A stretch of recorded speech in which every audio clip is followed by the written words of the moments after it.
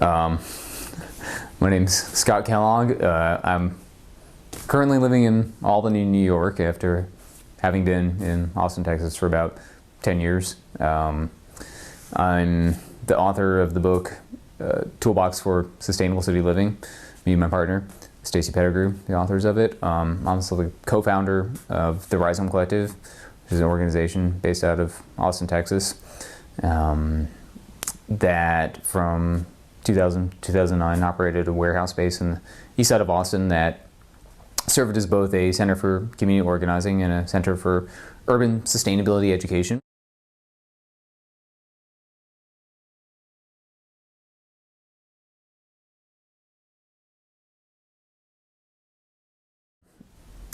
We had on display there numerous ecological tools and technologies that were designed to teach urban residents how to have more local access and control over life's essential resources, which we counted as being primarily food, water, waste management, energy production, all with an emphasis on using salvaged, recycled materials, basically to come up with a version of sustainability that was going to be accessible to the majority world, believing that sustainability is not something that should be exclusively for middle-class people, but really trying to bring it back to its original true meaning, which is to live in such a way that the resources available to us now are going to be available to an indefinite number of future human generations.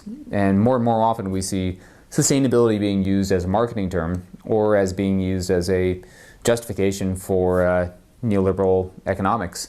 Well, college, when I was in college, I graduated from the New College of California in San Francisco, which is no longer existing, but at the time was a great school.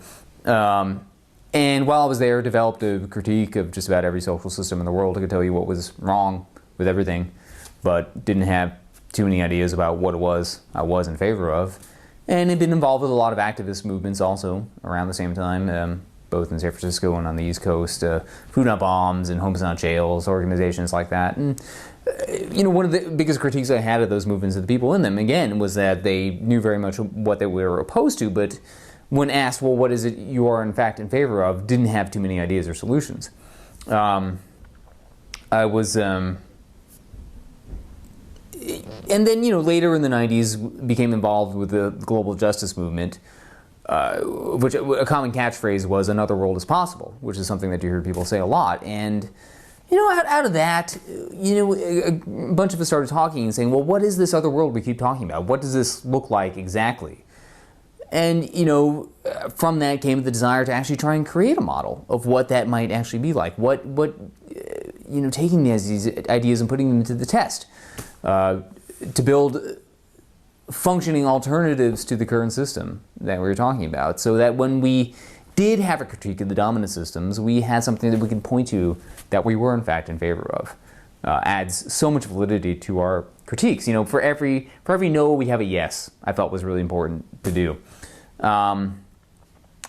So out of that came Rhizome, wanting to have a space that we had ownership of, where the organizations, groups doing important social justice work could focus on the work they had to do without worrying so much about constantly having to pay rents to avoid eviction, which I'd seen as a downfall of many organizations I've been involved with. It's just so much of their energy was spent into just covering basic operating costs that they were never really able to focus on the work they were doing. I'd also been involved with a lot of squats, organizations, people that went in and would just occupy temporarily or with the intention of permanently occupying spaces that they didn't own, have legal ownership of.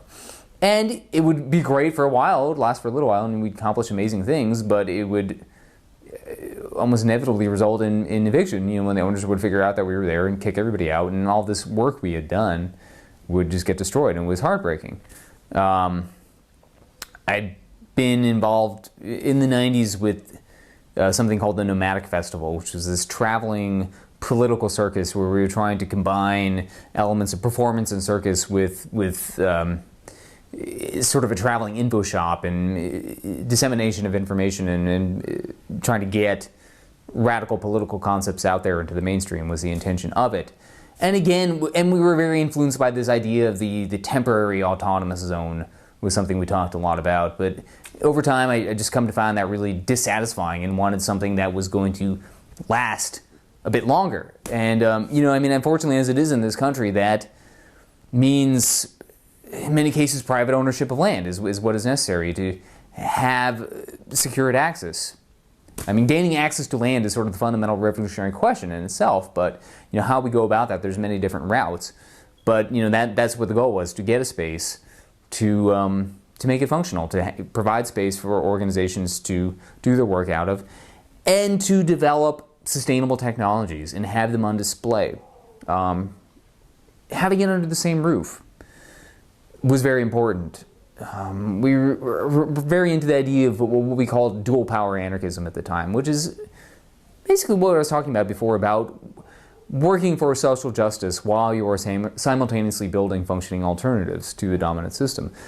And we wanted to have that going on under the same roof, which, if anything, just made the lines a little clearer between social justice and environmental sustainability movements, which, as it is now, it's almost as if we're often forced to make a choice between working for one or the other. But in my opinion, a really holistic understanding of sustainability is going to include discussions about sustainable food production and wilderness preservation, as much as it's going to include discussions about racial, class, broader economic issues, that these things are all entirely interrelated. You can't just look at any one of them in isolation from the other. So that was a lot of the original intention of going into the Rhizome. We bought a building. I received an inheritance and used that money to purchase the building. That created a whole set of dynamics, interesting dynamics between owners and non-owners that we spent many years trying to work through. I mean, my intention was to create a space that was as egalitarian as possible, where we were going to try and work through those issues of ownership and hierarchy, and not to say that they could be done away with altogether. I mean, I think that'd be fairly naive to think that we could just abolish hierarchy, but to at least acknowledge that it exists instead of pretending that it doesn't, and try and come up with as much of an egalitarian and horizontal structure as possible given the circumstances. And we had it on the table from the beginning that in time we were interested in having the collective purchase the space back from us, which I feel, to have a truly egalitarian and collective structure, is going to be necessary. We had consensus decision-making. Was our decision-making process where everybody would have to come to agreement on a proposal in order for it to go through, which is a time-consuming process, but I feel that it pays off in the long run, in that if you have everybody on the same page and more or less happy with an idea or proposal, it can be applied much more efficiently, because you don't have half the group dragging their heels on the issue as you would in a majority rules situation. So we bought this warehouse building, which was in pretty derelict condition when we first got it. It had been a fire, it was in pretty bad shape.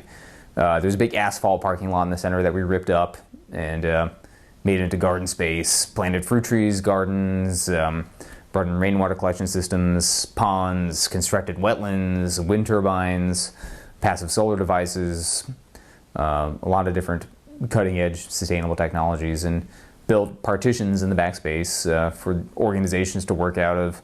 Had about, on average, about 10 to 12 people living there as well, who were the caretakers of the space, whose job it was just to keep the space functioning, and income from the rent they were paying would go to pay for taxes, utilities, insurance on the building. Basically giving the organizations working out of there subsidized rent. So they were paying proportionally much less for the amount of space they were using, the organizations, than were residents. Those organizations were Inside Books Project, which is Books for Prisoners Project, Bikes Across Borders, which received donations of bicycles and brought them to groups in the communities in the Global South to help them establish transportation autonomy. We had Food Not Bombs, various independent media projects working out of there. And we as the owners never made profit or income off of the rent of any of the organizations. Everything went to pay for basic operating costs of the spaces, and anything in addition to that just went into a collective pool for the organization to use for various projects.